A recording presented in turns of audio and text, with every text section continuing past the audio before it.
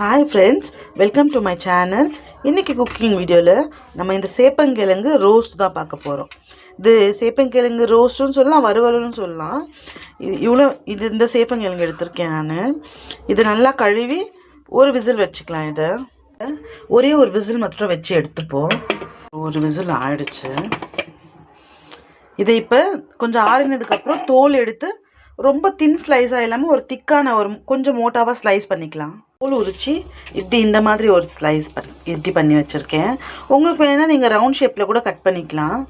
இதுக்கு இப்போ மசாலா போடலாம் வாங்க. இதுக்கு மசாலா சேர்த்துக்கலாமா? இதில் உப்பு சேர்த்துக்கிறேன். தேவைக்கான உப்பு மட்டும் போடுறேன்.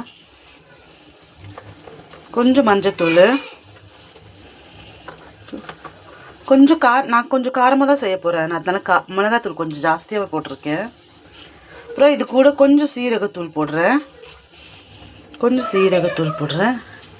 இது கூட நான் ஒரு ஸ்பூன் கார்ன்ஃப்ளவர் சேர்த்துறேன். இது ஆப்ஷனல் தான், உங்களுக்கு வேண்டாம் நீங்கள் சேர்த்துக்க வேண்டாம். இது நான் கொஞ்சம் கிறிஸ்பியாக வேணும்னு சொல்லிட்டு நான் கார்ன்ஃப்ளவர் சேர்த்துருக்கேன். இதை கொஞ்சமாக தண்ணி விட்டு இப்போ மிக்ஸ் பண்ணிக்கலாம். இப்போ இது நல்லா மசாலா 2 ஸ்பூன் தண்ணி ஊற்றி மிக்ஸ் பண்ணி வச்சுருக்கேன். இது ஒரு 10 நிமிஷம் அப்படியே இருக்கட்டும். இதை போட்டுக்கலாம். இது சைஸில் சின்னதாக இருக்கிறதுனால நான் ஒன்றா போடுறேன். எல்லாமே கொஞ்சம் பெரிய பெரிய சைஸாக இருந்தால் நீங்கள் தனித்தனியாக கூட அதை வச்சு ஃப்ரை பண்ணிக்கலாம். நான் எல்லாத்தையும் ஒன்றாவே போட்டுடுறேன். நான்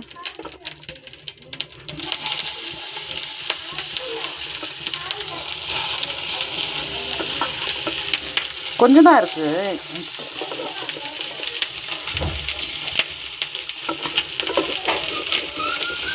இது அப்படியே ஒரு 5 நிமிஷம் விட்டுடலாம். இது நல்லாவே ஃப்ரையாக இருக்குது ஒரு சைடு. நம்ம இப்போ இந்த ஸ்டேஜில் கொஞ்சம் திருப்பி விட்டுக்கலாம். இன்னும் ஒரு 10 நிமிஷம் இது விடலாம். அப்படியே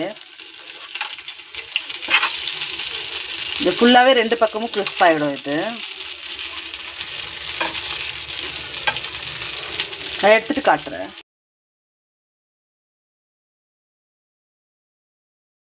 ரெடி ஆகிடுச்சுங்க. இங்கே பாருங்கள், ஒன்றோட ஒன்று ஒட்டவே இல்லை.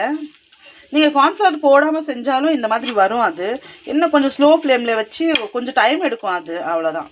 ஓகேவாங்க, இப்போ ரெடி ஆகிடுச்சிங்க சேப்பங்கிழங்கு. இதை என் பொண்ணுக்கிட்ட கொடுக்க போகிற ரிவ்யூ பண்ண. வா வைஷு.